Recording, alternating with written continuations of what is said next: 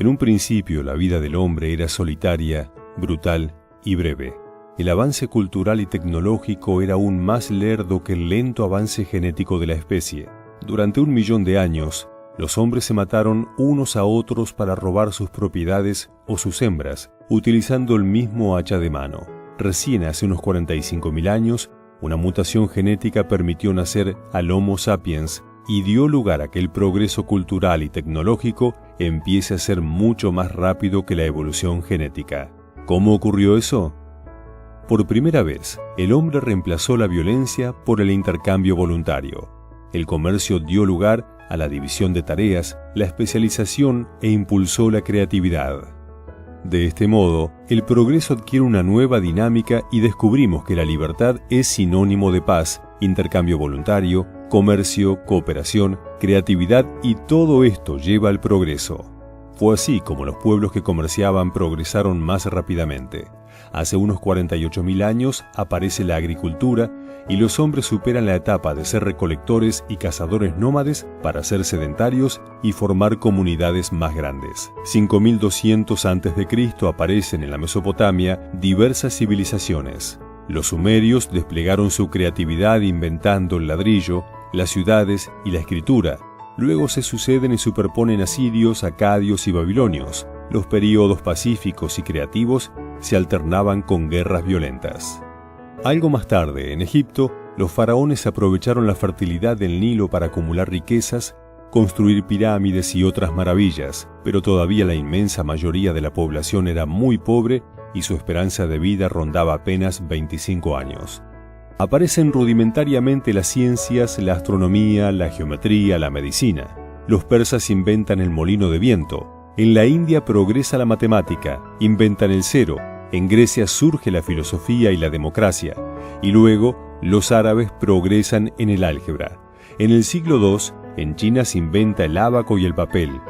En 1048 aparece la imprenta de tipos móviles y el siguiente gran invento recién aparece en 1786. El telar mecánico. En ese momento aparece el segundo gran quiebre de la civilización, la revolución industrial. Así podemos ver que durante 1 millón de años el crecimiento fue leve y rectilíneo, pero a partir de ese momento se hace casi vertical en apenas 200 años, tanto en PBI per cápita como en población mundial o en términos de esperanza de vida al nacer. ¿Por qué ocurrió? Las ideas de libertad se expandieron rápidamente por Europa, finalmente llegaron al continente norteamericano, al resto del mundo anglosajón y a la Argentina.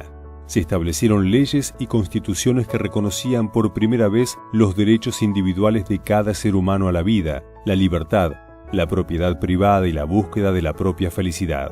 Luego de miles de años de matarse mutuamente en cruentas guerras, los seres humanos alcanzan un grado superior de civilización. Personas como Voltaire y Locke enseñaron la tolerancia, otros, como Hume y Adam Smith, la ética de la libertad y la responsabilidad. Por primera vez se afirmaba el respeto a pensar distinto, a tener diferentes creencias y a expresarlas libremente. Como consecuencia se generó un estallido de creatividad y riqueza. El mundo conoció la prosperidad a gran escala y desde entonces la pobreza y el hambre no pararon de caer en el mundo. La expectativa de vida al nacer saltó a 85 años en los países desarrollados, a 74 años en Argentina y se duplicó incluso en los países más pobres de África, pasando de 25 años a más de 50. Los alimentos se multiplicaron en el siglo XIX por la utilización del guano como fertilizante y luego por el fertilizante artificial y por la cosechadora y las máquinas agrícolas que redujeron los precios de los alimentos, sacando a millones de la pobreza. Y por fin, por los granos híbridos inventados por Norman Borlaug en los años 50. Jamás el avance tecnológico había permitido salvar tantas vidas. Paralelamente, las vacunas permitieron eliminar 10.000 enfermedades. La penicilina combatió las infecciones y las anestesias, los calmantes y las aspirinas lograron frenar el dolor sin matar a los enfermos. La tecnología avanzó a un ritmo inverosímil. Se inventaron el telégrafo, la radio, el teléfono, el fax y el celular. También el motor a vapor, el ferrocarril, el automóvil y el avión. Las velas, usadas solo por los ricos, dieron paso a la iluminación para todos Gracias a Thomas Edison, Henry Ford inventó la línea de montaje que permitió producir todo tipo de productos manufacturados con alta calidad y a precios cada vez más bajos para ser consumidos masivamente. Cada año aparecieron nuevos electrodomésticos, lavarropas, aspiradoras, licuadoras, heladeras, aire acondicionado e infinitos inventos más. Es cierto que las dos grandes guerras hicieron creer a muchos filósofos que el progreso era una ficción, pero no fue así. Al comienzo de la Primera Guerra Mundial, solo el 5% de la humanidad vivía en democracias liberales. Hoy lo hace más del 50%, y esto tiene una inmensa ventaja: las democracias liberales no hacen la guerra entre ellas. El progreso que hemos visto en todos estos años no solo continuará en los próximos, sino que se irá acelerando cada vez más. Los inventos que primero tardaban miles de años en llegar, luego tardaron cientos de años, hoy aparecen cada año por decenas y en poco tiempo los mediremos cada mes.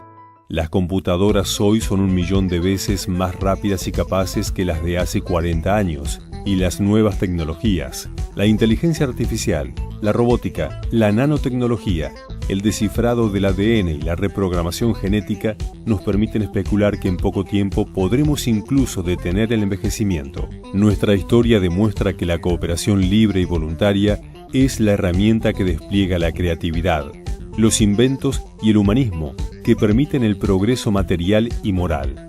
Así, la historia de la civilización demuestra que no es otra cosa que la historia de la libertad y el progreso.